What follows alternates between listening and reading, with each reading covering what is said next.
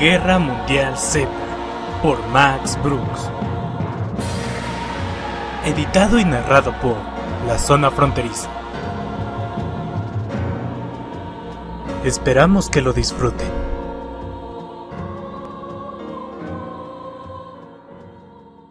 Kioto, Japón. Sensei Tomonaga Ijiro sabe bien quién soy unos segundos antes de que entre a la habitación. Al parecer, camino, huelo e incluso respiro como un estadounidense.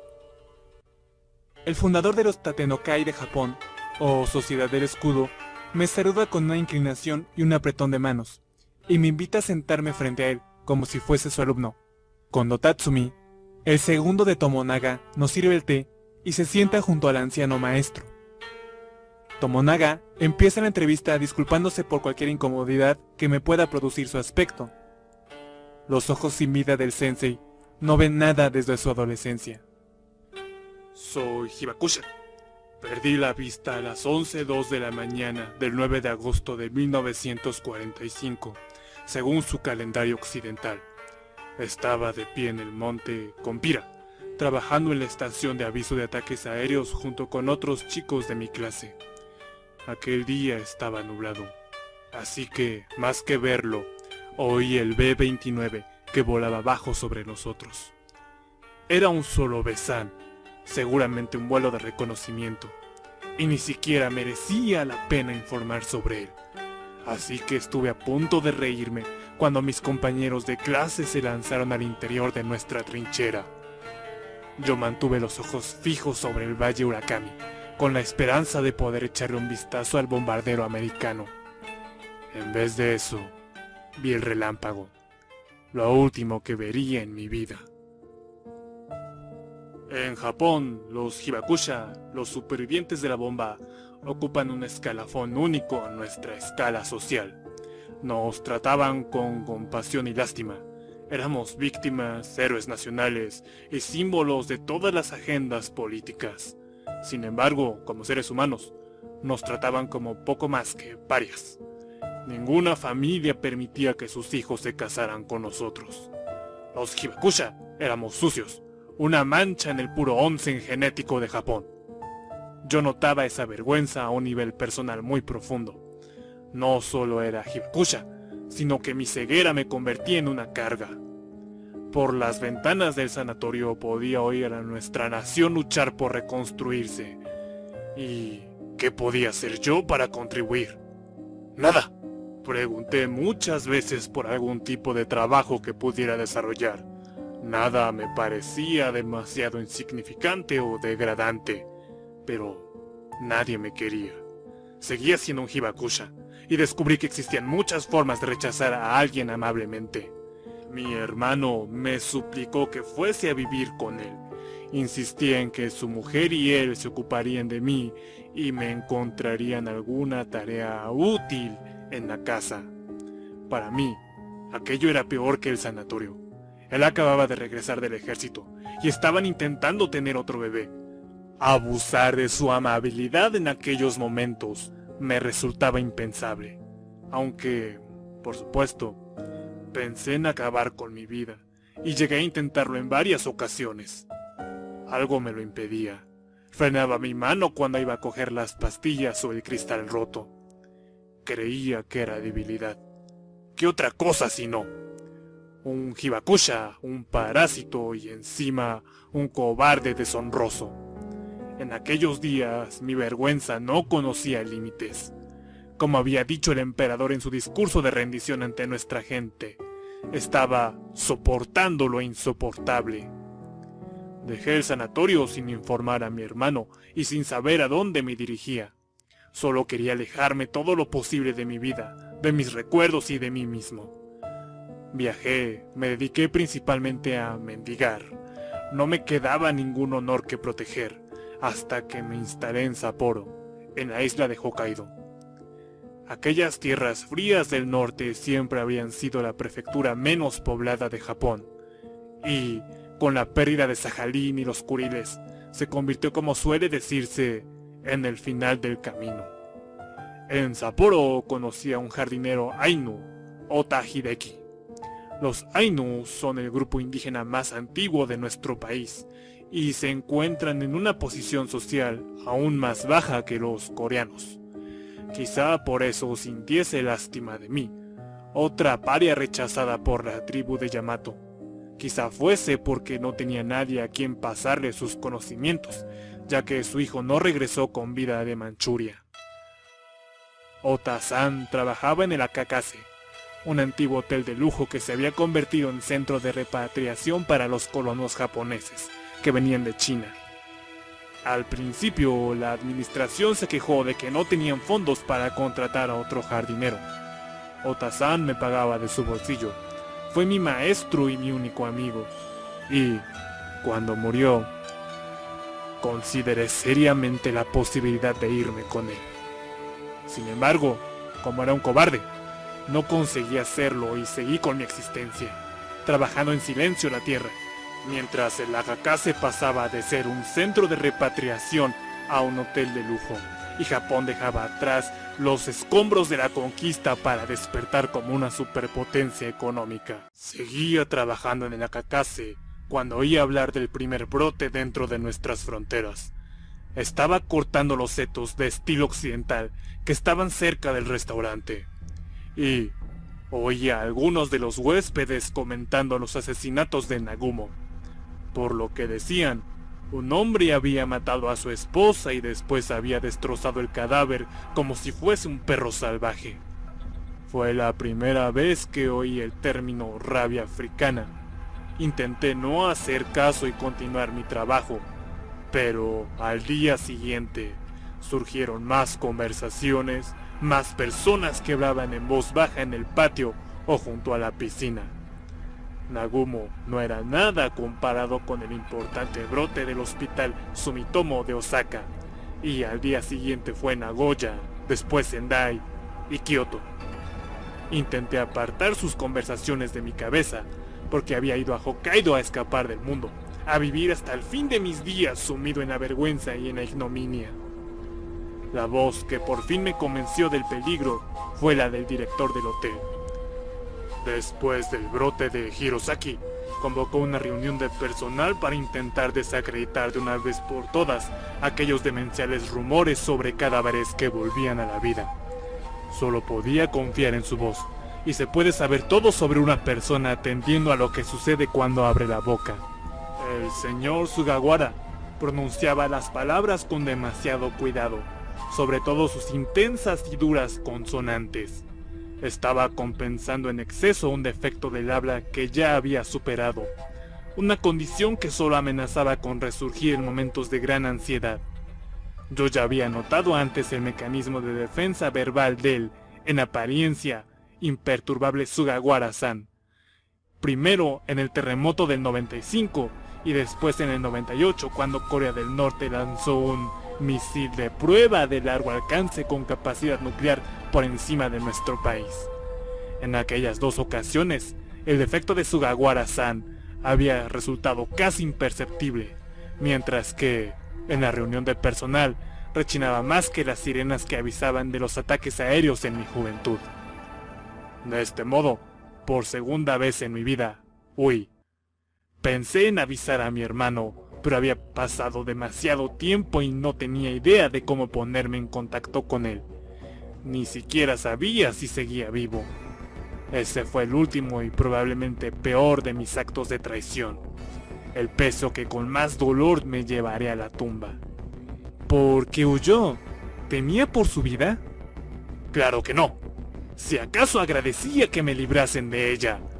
Poder morir finalmente y acabar con la miseria de mi vida era demasiado bueno para ser cierto.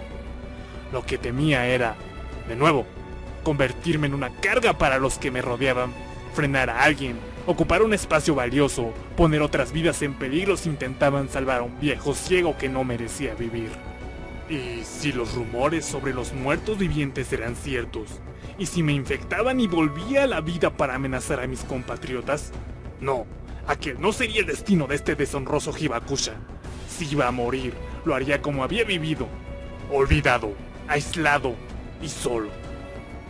Me fui por la noche y me encaminé al sur por la autopista de la región Do, en Hokkaido. Solo llevaba una botella de agua, una muda de ropa y mi Kupasui, una pala larga y plana parecida a una espada Shaolin, pero que también me había servido de bastón durante muchos años. Por aquel entonces, todavía había mucho tráfico en las carreteras. Todavía nos llegaba petróleo de Indonesia y el Golfo.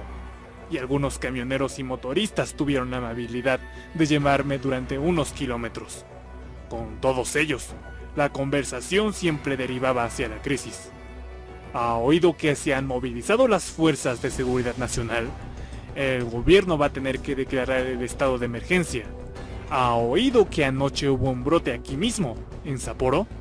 Nadie sabía lo que nos depararía el día siguiente, ni lo lejos que llegaría aquella calamidad, ni quién sería la siguiente víctima. Sin embargo, hablara con quien hablara, estuviesen más o menos asustados, todas las conversaciones acababan igual. Seguro que las autoridades nos dirán qué hacer. Un camionero me dijo, ya lo verá, nos lo dirán un día de estos, solo hay que ser paciente y no armar un escándalo. Fue la última voz humana que oí, el día antes de dejar la civilización y subir las montañas Hidaka. Estaba bastante familiarizado con aquel parque nacional, porque Ota-san me llevaba todos los años para recoger sansai, unos vegetales silvestres que atraían a botánicos excursionistas y jefes de cocina de todas las islas japonesas. Igual que un hombre que se despierta a medianoche sabe exactamente dónde están todos los objetos de su dormitorio, yo conocía todos los ríos, rocas, árboles y zonas con musgo del lugar. Incluso conocía los onsen que salían a la superficie y, por tanto, nunca me faltó un baño mineral caliente para limpiarme. Todos los días me decía, este es el lugar perfecto para morir. Pronto tendré un accidente, una caída de algún tipo o quizá enferme. Contraiga una enfermedad o me como una raíz envenenada. O quizás haga por fin lo más honorable y deje de comer. A pesar de eso, todos los días me alimentaba y me bañaba, me vestía con ropa de invierno y caminaba con precaución. Aunque deseara la muerte, seguí tomando todas las medidas necesarias para evitarla. No tenía forma de saber qué sucedía en el resto del país. Oía sonidos distantes, helicópteros, casas y el constante silbido de los aviones de pasajeros a gran altitud. Por lo que sabía, era posible que las autoridades hubiesen vencido y que el peligro se estuviese convirtiendo en un recuerdo. Quizá mi huida alarmista no había hecho más que crear un celebrado puesto de trabajo en el Akagase. Y, quizá, una mañana me despertasen los gritos de unos guardabosques enfadados, o las risas y los susurros de unos niños que iban de excursión al campo. Una mañana me despertó algo, pero no se trataban de risillas de los niños, y no, tampoco era uno de ellos. Era un oso, uno de esos higuma grandes y marrones que vagan por los bosques de Hokkaido. El higuma provenía originalmente de la península de Kamchatka y mostraba la misma ferocidad y fuerza bruta de sus primos siberianos. El que tenía delante era enorme. Lo notaba por la profundidad y resonancia de su respiración. Calculé que lo tenía a unos 4 o 5 metros. Me levanté lentamente y sin miedo. Tenía el Ikupasui al lado, que era lo más parecido a un arma con lo que contaba. Supongo que, de haberlo usado como tal, podría haberme defendido con eficacia. ¿No lo usó? No quería hacerlo. El animal era mucho más que un depredador hambriento cualquiera. Era el destino. O eso creí. Aquel encuentro solo podía ser la voluntad del kami. ¿Qué es un kami? La pregunta correcta sería, ¿qué es kami? Los kami son los espíritus que habitan todas y cada una de las facetas de nuestra existencia. Les rezamos, los honramos, esperamos agradarlos y ganarnos su favor. Son los mismos espíritus que empujan a las empresas japonesas a bendecir los emplazamientos de las fábricas que van a construir, y a los japoneses de mi generación a venerar al emperador como si fuese un dios. Los kami son la base del sintoísmo. ya que Shinto significa literalmente el camino de los dioses, y la adoración de la naturaleza es uno de sus principios más antiguos y sagrados. Por eso creía que se estaba cumpliendo su voluntad. Al exiliarme al bosque, había contaminado su pureza. Después de deshonrarme, de deshonrar a mi familia y a mi país, por fin había dado el último paso: deshonrar a los dioses. Y por eso habían decidido enviar a un asesino a hacer el trabajo que yo no había sido capaz de completar, a eliminar mi hedor. Agradecí a los dioses su piedad y lloré, preparado para el golpe definitivo. Pero nunca llegó. El oso dejó de jadear y emitió un gemido agudo, casi infantil. ¿Qué te pasa?, le pregunté a un carnívoro de 300 kilos. ¡Vamos! ¡Acaba conmigo! El oso siguió gimiendo como un perro asustado y después se alejó de mí a la velocidad de una presa perseguida. Entonces oí aquel otro gemido. Me volví e intenté captar su origen. Por la altura de la boca, sabía que era más alto que yo. Oí un pie que se arrastraba por la tierra blanda y húmeda, y el aire que salía a borbotones por una herida abierta en el pecho. Sabía que avanzaba hacia mí, gruñendo y lanzando zarpazos al aire vacío. Conseguí esquivar su torpe intento de herirme y cogí el Ikupasui. Concentré mi ataque en la fuente del gemido de la criatura. Golpeé rápidamente y noté la vibración del crujido en los brazos. La criatura cayó de espaldas en la tierra, mientras yo lanzaba un grito triunfante: ¡Banzai! Me resulta difícil describir mis sentimientos en aquellos instantes. La furia había estallado en mi corazón, creando una fuerza y un valor que alejaban mi antigua vergüenza, como el sol aleja la noche del cielo. De repente, supe que los dioses me aprobaban, que no habían enviado al oso para matarme, sino para avisarme. Entonces, no entendí el motivo, pero sabía que debía sobrevivir hasta el día en que por fin se me revelase. Y eso hice durante los siguientes meses. Sobreviví. Dividí mentalmente la sierra de Hidaka en una serie de varios cientos de zonas. Cada zona tenía algún objeto que ofrecía protección: un árbol o una roca alta, y un lugar para dormir en paz sin temor a un ataque inmediato. Siempre dormía durante el día y solo viajaba, buscaba comida o cazaba por la noche. No sabía si las criaturas dependían de la visión tanto como los seres humanos, pero no quería darles ni siquiera esa pequeña ventaja. Perder la vista me había preparado para estar siempre alerta cuando me movía. Los que pueden ver suelen dar por sentado el acto de caminar, como si no iban a tropezarse con algo que habían visto con claridad. El fallo no está en los ojos, sino en la mente. Un proceso mental perezoso consentido por toda una vida de dependencia en el nervio óptico. A mí no me ocurría. Siempre había tenido que estar en guardia frente a peligros potenciales. Estar centrado, alerta y vigilando cada paso, por decirlo de alguna forma. No me molestaba añadir una amenaza más. Caminaba unos 100 pasos, me paraba, escuchaba, olía el viento. A veces incluso me agachaba para pegar la oreja al suelo. Ese método no me fallaba y nunca me sorprendieron, ni me descubrieron con la guardia baja. ¿Alguna vez tuvo problemas por no ser capaz de detectarlos a larga distancia? ¿Por no ver al atacante cuando estaba a varios kilómetros? Mi actividad nocturna evitaba el uso de una visión sana, y cualquier criatura que estuviese a varios kilómetros suponía la misma amenaza para mí que yo para ella.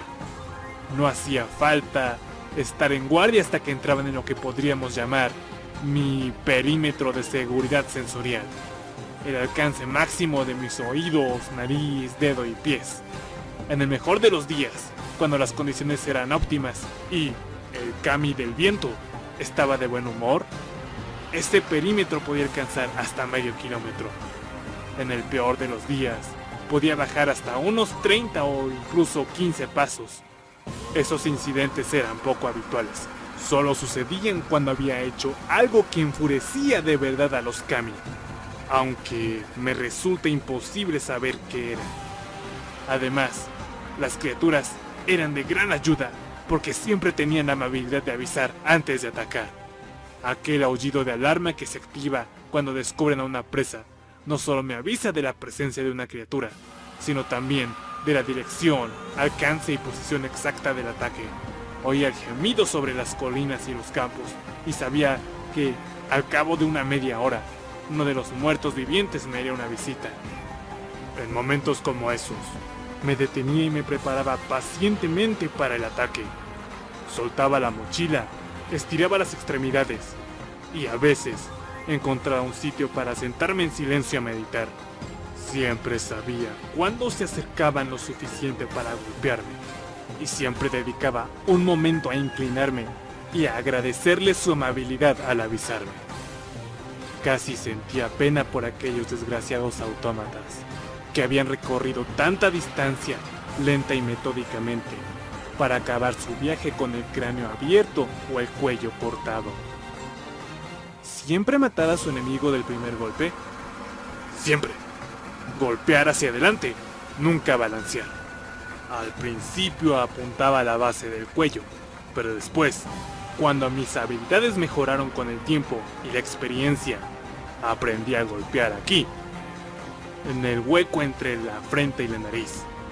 Aunque era un poco más duro que una simple decapitación por la grosura del hueso, servía para destrozar el cerebro, mientras que con la decapitación había que darle un segundo golpe a la cabeza viviente. ¿Y si se trataba de varios atacantes, le resultaba más problemático? Sí, al principio. Cuando aumentaron de número, también lo hicieron en las ocasiones en las que me veía rodeado. Aquellas primeras batallas fueron sucias. Debo reconocer que dejé que mis emociones me gobernaran. Era el tifón, no el rayo. Durante una milí en Tokachidake, tardé 41 minutos en acabar con otras tantas criaturas.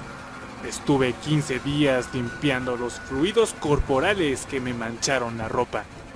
Después, cuando empecé a desarrollar mi creatividad táctica, permití que los dioses se unieran a mí en el campo de batalla. Conducía a grupos de criaturas hasta la base de una roca alta, donde podía aplastarles el cráneo desde arriba. Incluso encontraba rocas que les permitían subir a por mí, pero no todas a la vez, claro, sino de una en una, de modo que podía tirarlas contra los afilados afloramientos rocosos de abajo. Me aseguraba de agradecerle su ayuda al espíritu de cada roca, acantilado o cascada que las dejaba caer más de 1000 metros. Lo de la cascada no fue algo que me gustase repetir, porque recuperar el cuerpo supuso un trabajo largo y difícil. ¿Fue a recoger el cadáver? Para enterrarlo. No podía dejarlo allí, profanando el arroyo. No habría sido correcto. ¿Recogía todos los cadáveres? Todos y cada uno. Aquella vez, después de lo de Tokachidake, estuve 3 días cavando. Separé las cabezas, casi siempre las quemaba, pero en Tokachidake las tiré al cráter volcánico, donde la furia de Oyamatsumi, el soberano de las montañas y volcanes, pudiera purgar su hedor. No entendía del todo por qué lo hacía así. Me parecía que lo más adecuado era separar el origen de la maldad. La respuesta me llegó la víspera de mi segundo invierno en el exilio. Era mi última noche en las ramas de un árbol alto, ya que, cuando cayesen las nieves, pensaba regresar a la cueva en la que había pasado el invierno anterior. Me acababa de acomodar y estaba esperando a que el calor del alba me durmiese, cuando oí unas pisadas, demasiado rápidas y enérgicas para ser de una criatura. El dios del viento había decidido serme favorable aquella noche, porque me había traído el olor de lo que solo podía ser un ser humano. Había llegado a darme cuenta de que los muertos vivientes eran bastante inodoros. Sí, tenían un sutil aroma a descomposición, que era algo más fuerte si el cadáver llevaba despierto algún tiempo, o si la carne masticada le había salido de las tripas y formaba un bulto podrido en su ropa interior. Sin embargo, aparte de eso, Los muertos vivientes tenían lo que yo llamo un hedor sin olor. No producían sudor ni orina, ni heces convencionales. Ni siquiera llevaban las bacterias del estómago o los dientes que, en los seres humanos, generaban el mal aliento. No podía decirse lo mismo del animal de 2 patas que se acercaba rápidamente a mi posición. Su aliento, su cuerpo, su ropa, todo llevaba sin lavarse bastante tiempo. Todavía estaba oscuro, así que no se percató de mi presencia. Calculé que su camino lo llevaría directamente bajo las ramas de mi árbol, así que me agazapé poco a poco en silencio. No sabía si era hostil, si estaba loco o si lo habrían mordido recientemente. No quería correr riesgos. Lo tenía encima antes de darme cuenta. Mi espada salió volando y las piernas me cedieron. Aterricé sobre sus omóplatos con la fuerza suficiente para dejar sin aliento a aquella figura tan débil y desnutrida, pero procurando no causarle ningún daño permanente. Me puso boca abajo, de cara a la tierra, y me apretó el cuello con la punta de esa extraña pala que llevaba. Le dije que se quedase quieto, que lo mataría si se movía. Intenté hablar, explicarle entre toses que no era hostil, que ni siquiera sabía que él estuviese ahí, que solo quería atravesar aquella zona y seguir mi camino. Le pregunté a dónde iba. Le dije que a Nemuro, el principal puerto de evacuación de Hokkaido, porque quizá quedase ahí un último transporte, un barco de pesca o cualquier cosa que pudiera llevarme a Kamchatka. Yo no entendía nada, así que le ordené que se explicase. Y yo se lo expliqué, todo, sobre la plaga y la evacuación, y lloré cuando le dije que Japón había sido completamente abandonado, que Japón estaba... Nai. Y, de repente, lo supe. Supe por qué los dioses se habían llevado mi vista, por qué me habían enviado a Hokkaido para aprender a cuidar de la tierra, y por qué habían enviado al oso para avisarme. Empezó a reírse mientras me soltaba y me ayudaba a limpiarme la tierra. Le dije que Japón no estaba abandonado, que allí seguían los elegidos por los dioses para ser sus jardineros. Al principio no le entendí. Así que le expliqué que, como cualquier jardín, Japón no podía dejarse marchitar y morir, que nosotros cuidaríamos de él, que lo conservaríamos, que aniquilaríamos a la plaga andante que lo infestaba y manchaba, y que restauraríamos su belleza y pureza para el día en que sus hijos regresaran. Creí que estaba loco, y se lo dije en la cara. Nosotros 2 contra millones de Seafus. Yo le devolví la espada. Su peso y su equilibrio me resultaban familiares. Le dije que quizá nos enfrentáramos a 50 millones de monstruos, pero que esos monstruos se enfrentarán a los dioses.